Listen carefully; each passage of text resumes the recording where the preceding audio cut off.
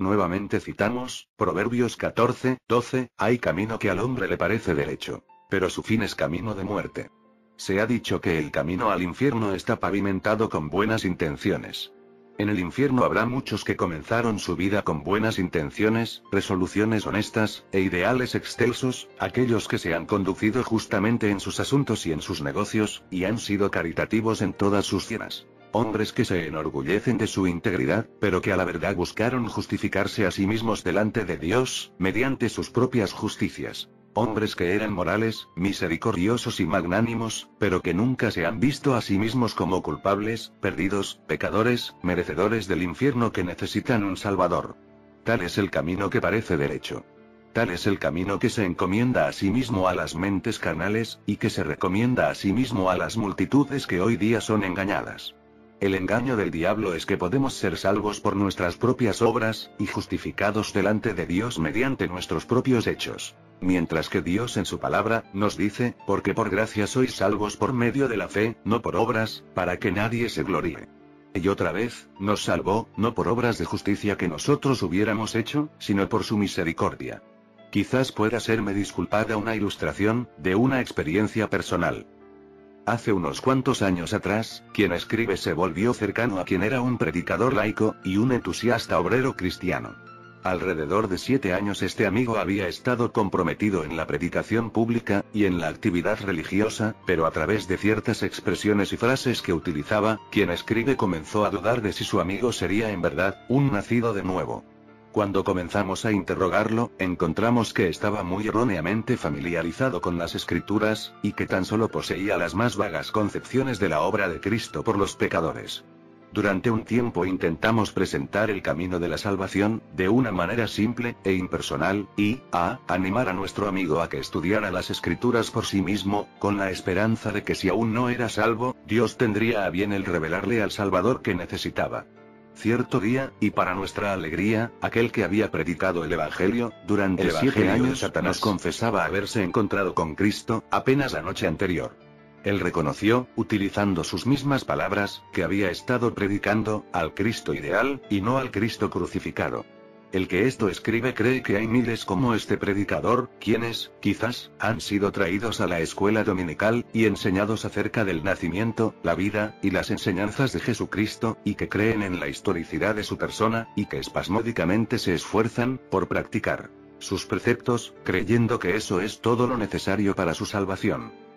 Frecuentemente, esta clase de personas, cuando llegan a adultas salen fuera por el mundo, encontrándose con ataques de ateos, infieles, y se les dice que tal persona como Jesús de Nazaret, jamás ha existido.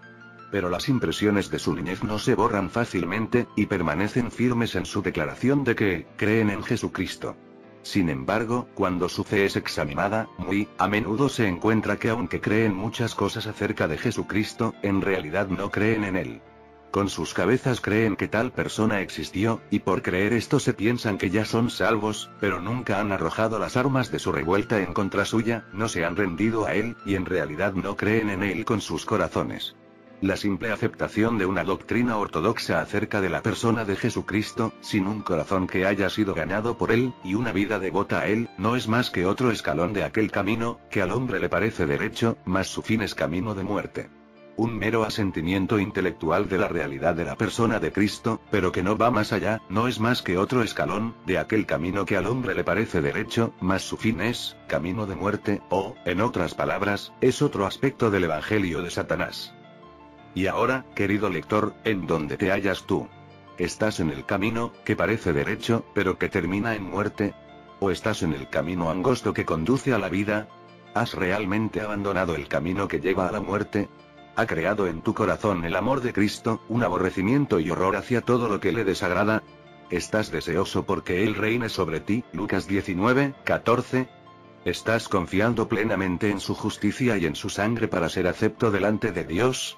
Aquellos quienes están confiando en una forma externa de piedad, tal como un bautismo, o confirmación, aquellos que son religiosos porque lo consideran como algo que los hace más respetables. Aquellos que asisten a una capilla o iglesia porque es la manera de hacerlo. Y aquellos que se unen a una denominación, porque suponen que dar tal paso los convierte en cristianos, están en el camino cuyo fin, es fin de muerte, muerte espiritual y eterna. No importa cuán puros sean nuestros motivos, cuán nobles nuestras intenciones, cuán bien intencionados nuestros propósitos, ni cuán sinceros nuestros esfuerzos, Dios no ha de aceptarnos como sus hijos, hasta que nosotros aceptemos a su Hijo. Una forma aún más engañosa del evangelio de Satanás, es inducir a los predicadores a presentar el sacrificio expiatorio de Cristo, y decirles a sus oyentes que todo lo que Dios requiere de ellos, es que crean en su Hijo. Así, multitudes de almas impenitentes son seducidas, engañadas, a pensar que han sido salvadas. Pero Cristo ha dicho, si no os arrepentís, todos pereceréis igualmente, Lucas 13:3. Arrepentirse es aborrecer, odiar, al pecado, sentir pesar por él, apartarse de él. Es el resultado del obrar del Espíritu, haciendo al corazón contrito delante de Dios. Nada, sino un corazón quebrantado puede creer en el Señor Jesucristo para salvación. Otra vez. Muchos son engañados a pensar que han aceptado a Cristo, como, su Salvador personal, sin que primeramente le hayan recibido como su Señor. El Hijo de Dios no ha venido para salvar a los suyos en sus pecados, sino, de sus pecados, Mateo 1:21. Ser salvados de los pecados significa ser salvados de la ignorancia y del desprecio hacia la autoridad de Dios, es abandonar el curso de la propia voluntad, y de la autocomplacencia, es dejar nuestro camino, Isaías 55:7. Es rendirse a la autoridad de Dios, someternos a su dominio, entregarnos a nosotros mismos para ser gobernados por Él. Aquel que nunca cargó el yugo de Cristo sobre él, quien no está verdaderamente y diligentemente buscando agradarle en todos los detalles de su vida, y sin embargo supone que está descansando en la obra consumada de Cristo, está siendo engañado por el diablo.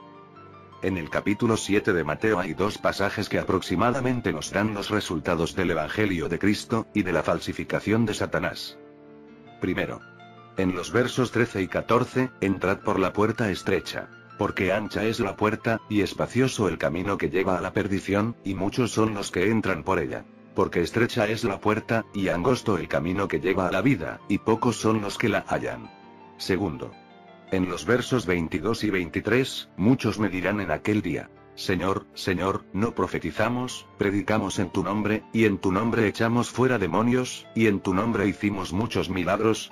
Y entonces les declararé: nunca os conocí. Apartaos de mí, hacedores de maldad. Sí. Lector mío, es posible trabajar en el nombre de Cristo, e incluso predicar en su nombre, y aunque el mundo nos conozca, y la Iglesia nos conozca, aún seguir siendo desconocidos para el Señor. Cuán necesario es entonces descubrir quiénes somos en realidad. Examinarnos a nosotros mismos y ver si es que estamos en la fe. Medirnos a nosotros mismos por la palabra de Dios, y ver si es que estamos siendo engañados por nuestro sutil enemigo. Averiguar si es que estamos construyendo nuestra casa sobre la arena, o si está siendo erigida sobre la roca, la cual es Cristo Jesús. Que el Espíritu Santo escudriñe nuestros corazones, rompa nuestras voluntades, mate nuestra enemistad contra Dios, obre en nosotros un profundo y genuino arrepentimiento, y dirija nuestra mirada hacia el Cordero de Dios que quita el pecado del mundo. Por último. Una palabra sobre la inevitable condenación de Satanás. Apocalipsis 20:10, trae ante nosotros el episodio final del gran conflicto que existe entre Dios y Satanás, y el diablo que los engañaba fue lanzado en el lago de fuego y azufre, donde estaban la bestia y el falso profeta. Y serán atormentados día y noche por los siglos de los siglos. Aunque este gran enemigo sea poderoso, debe ahora medirse con aquel cuyo nombre es, el Todopoderoso, por quien será arrojado al lago de fuego, preparado para el diablo y sus ángeles. Fin.